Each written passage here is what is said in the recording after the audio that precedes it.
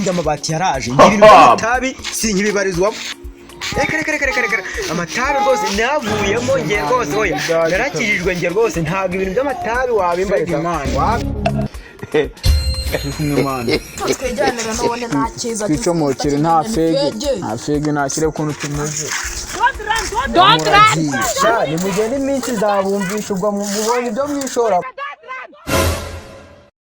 They give me wetin be this Jesus. Ariko mana ubundi inshuti nagiraga zose zinshijeho kuva nakumenya ngatangira kujya ninjira mu bintu byawe neza inshuti zitangiye kujya zimva. Ariko se mana ubu koko nacumuye ubu ngubu watubwiye yuko iyo umuntu aje mu bintu byawe nta kintu abura koko none nkaba ntangiye kugenda mbura inshuti zanjye zimwe na zimwe ubu koko ubu ntagutangiye kunenguhara.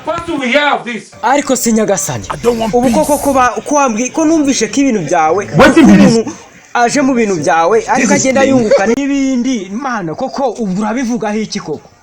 Mwana wanje tuza muratubije ndagusubije kuko amaganya yawe arengeje ukwemera.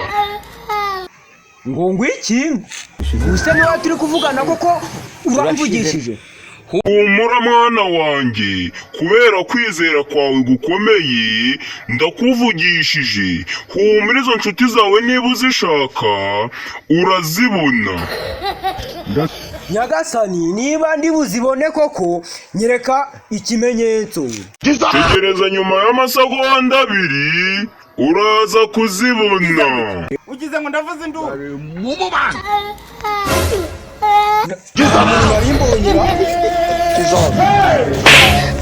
Mana yanjye ko bari kuza bagahita bagenda.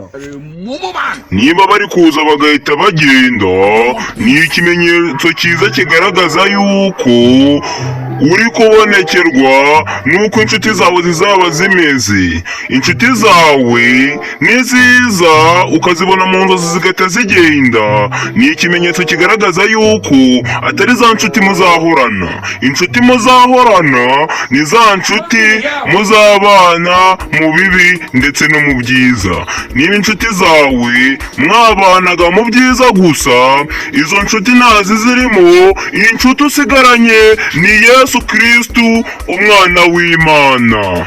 Mana yanjye mbonye kutabeshya nzajya ngusenga ibihe byose n'abantu batari bakumenya nabo bahite bakumenya.